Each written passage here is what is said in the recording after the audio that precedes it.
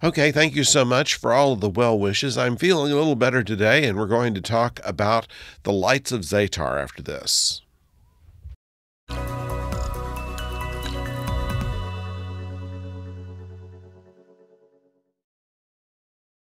Hello out there, I'm the oldest nerd, and the lights of Zetar I have kind of mixed feelings about.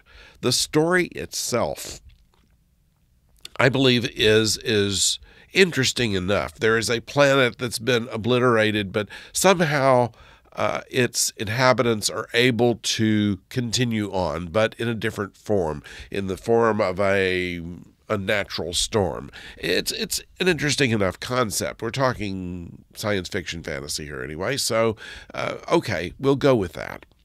That they are trying to cross the universe and find something that matches their own brainwave frequency is kind of far-fetched, but okay. And let's say it happens to be this one crewman on the Enterprise, a new Lieutenant Mira Romaine. Beyond that, though, I find it just to be a little bit... What's unbelievable about it, honestly, is the fact that Scotty suddenly becomes a 15-year-old who's fallen in love. Now, I can understand him falling in love. And I think that we could have ramped it back a little bit rather than him being just so infatuated, maybe somebody he was attracted to. One of the things they kind of gloss over there is that she is an engineer. And yet she's dressed in science division. But her job was to basically transfer technical information from the Enterprise to Memory Alpha. Now, Memory Alpha itself is a very memorable part of this episode. It's been used now as an internet place that holds most of the canon and lore for everything Star Trek. If you need to know anything about Star Trek, you can go to Memory Alpha to find out just what there is to know about it. And it's essentially the same kind of place on the web as this planet was supposed to be. The fact that this place goes and attacks Memory Alpha and takes all of its shuts down all of its computers and things like that doesn't make any sense anyway. If it's not looking for knowledge, it's looking for corporeal form. And Memory Alpha is never staffed with very many people at all. They don't have any way of knowing that, but everything that they try to see if there's a match kills. And so they are unintentionally, they're not a violent species, presumably, but everything they touch dies until they find who they're looking for, which they found in Romaine. Now, back to this love story.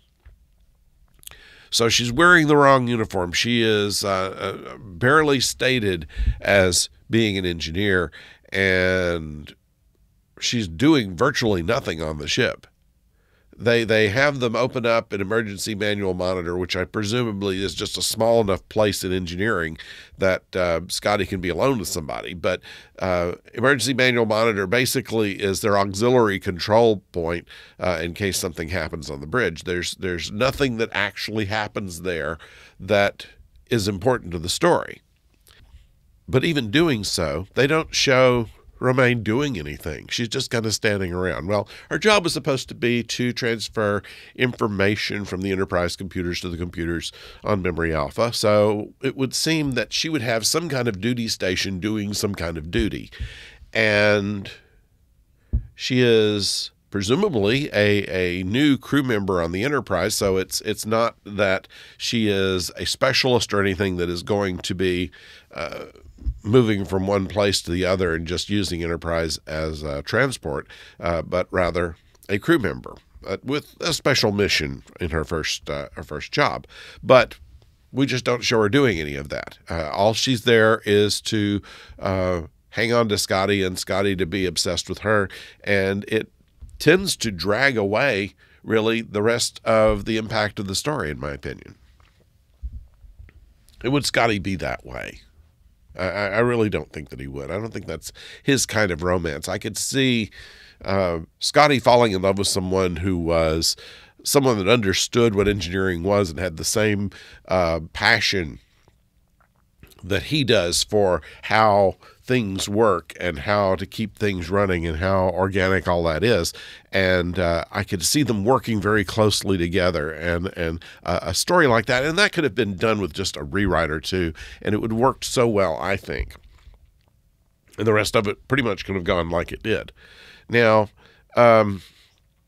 also interesting here, they used the music that was used in the second pilot, which also dealt with an alien type of force that was invading their minds and changing the way their eyes looked and things like that. And so they used that same music when they looked into her eye, and you could see the sparkles of the lights of Zetar.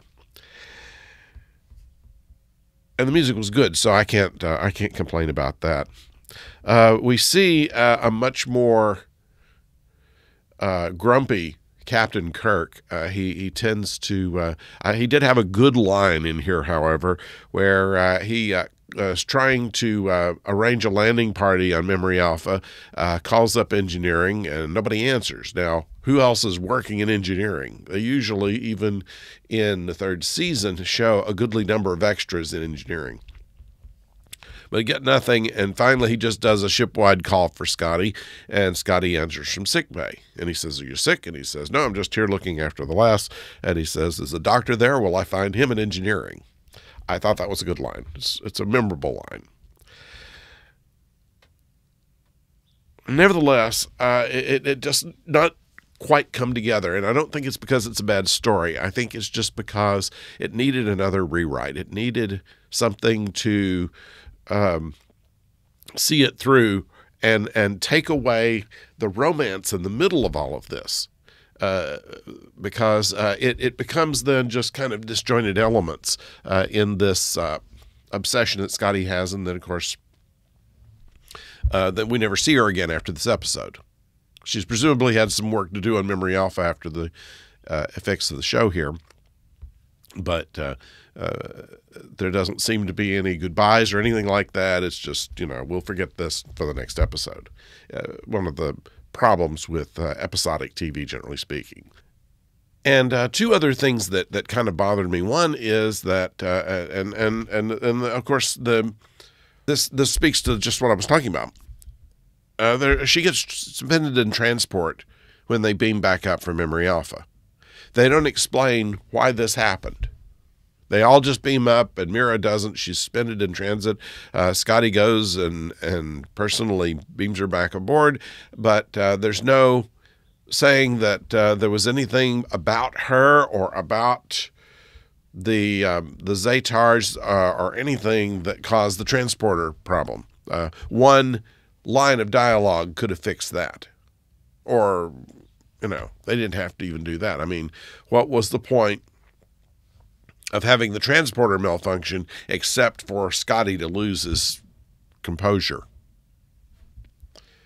Another thing, when they're calling Red Alert, they have stock footage, generally speaking, of people running through the corridors when Red Alert is sounded. This time, and there's two extras that appear to just be having a conversation coming up the corridor.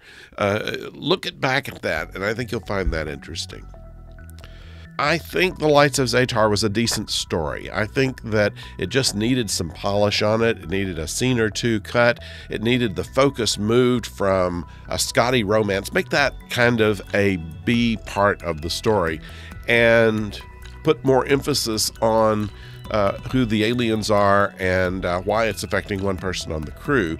And then just and make her more of an engineer. They've already said that she is. Just show us that and put her in a red uniform. I think they probably put her in the blue just because they thought she looked better in it, and that seems to be in 60s television, generally speaking. The only reason you use women on a cast is so you have something nice to look at, and that's unfortunate. So I'd like to know what you think about it. Please put it in the comments below.